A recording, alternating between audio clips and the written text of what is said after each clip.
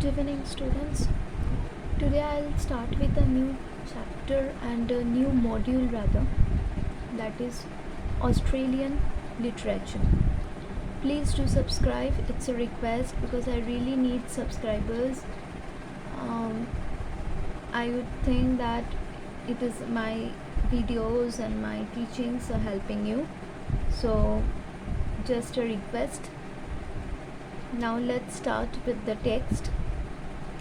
We will be talking about Australian literature and the IGNOU students. If anyone has taken MEG 9, it is there in their syllabus. Now today what we will discuss about? We will discuss about what is Australian literature, how it came to being, that means how it came up, from where does it evolve, and how did it affect the people and the culture of that place. Now let us discuss what is Australian literature. Australian literature is the written or literary work. Now what is literary work? That the whatever is written in respect of a literature, that is called literary work, produced in the area or by the people of the Commonwealth of Australia. What is Commonwealth of the Australia? Australia is also one of the Commonwealth country, and the people of that area, they are called to be the people of the Commonwealth of Australia. So whatever has been written by them or whatever has came from them in a written form, that is Australian literature. And what does this sentence means? By the people of the Commonwealth of Australia and its preceding colonies. Why we are talking about preceding colonies? We are talking about preceding colonies because Australia was also one of the colony of the British. Like India was colonized, in the same way Australia was also colonized. Now, Australian literature is a large body of writing that can include early versions of an English translation of Aboriginal song. Now, what does this mean? It's a large body of writing. Why it is a large body of writing? Because it includes the early versions, okay? It includes everything, the early versions of Australia people, the early versions of the English translations of the Aboriginal song. Now say me, what do you understand by the term Aboriginal? If you want, you can comment. Aboriginal song means the song which used to be sung by the native people of Australia. They are known as Aboriginal people, and the song sung by them is Aboriginal song, and their sequences or their folk tales. Okay, the like in our tradition also, we also have that our grandparents used to tell us beautiful stories which is coming for a very long time, since a long time. So these are the folk tales which is like among the people, it is told by someone, it is heard by someone. So in this way it is coming among our community. So they also have some folk tales, the memoirs, the journals, the ballads, whatever they have been written, and it were actually written by the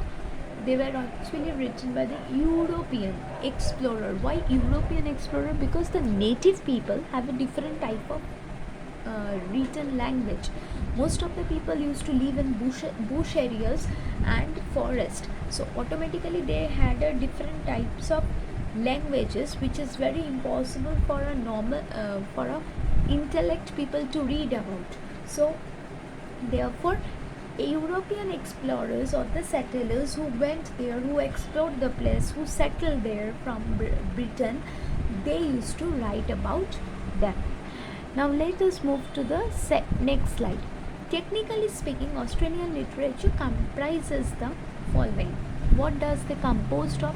They are composed of English translation, just now I said you, early version of Aboriginal songs, sequences or folk tales, memoir or journal, or any ballads which had been told by the explorer and the settlers from Europe. Thus, what it can be said? It can be said that the features of Australian literature explore the theme. What are the themes the literature have?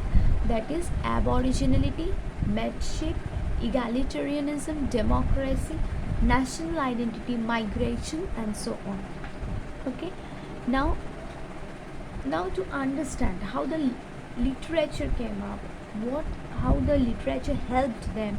So to understand the root of this literature, we should first know the land and history of Australia.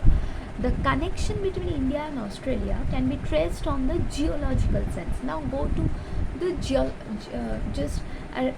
think about the geographical position rather. That about a million years ago, there existed a large landmass. We all have studied about this when we were kids, in our childhood, that there was a large landmass and it was called Gondwana land.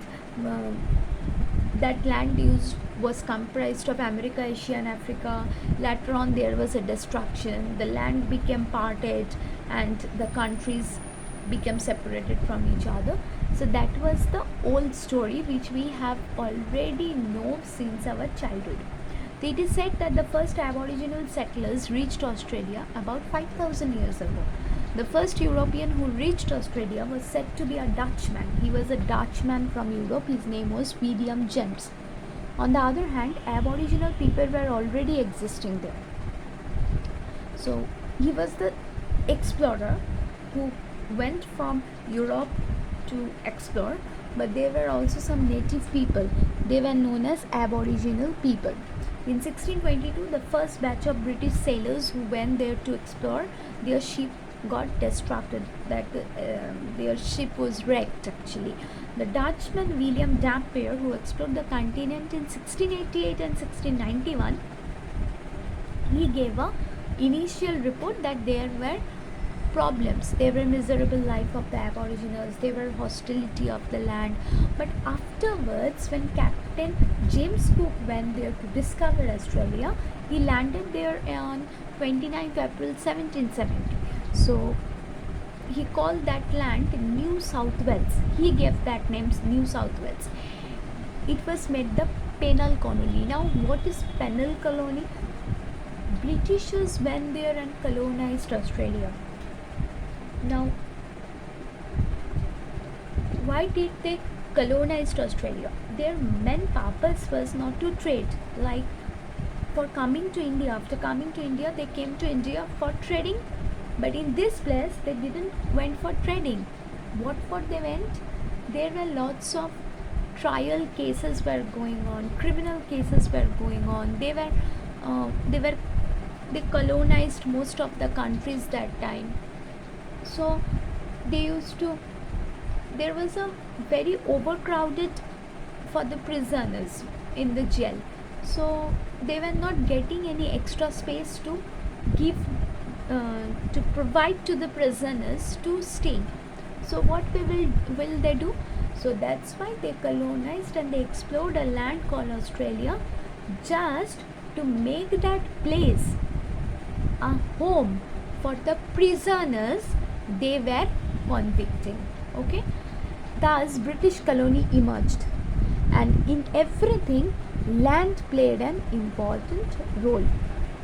The Aboriginal people were already there, I already told you. In addition to it, the white settlers started to do something new with the land. At first they started trading, but later on they started focusing on many other aspects. And Britishers have a very normal psychology. Wherever they went, they started doing business, and that was there in their blood itself. As a result, there was gradual evolve of a multiculturalism. Now, what is multiculturalism?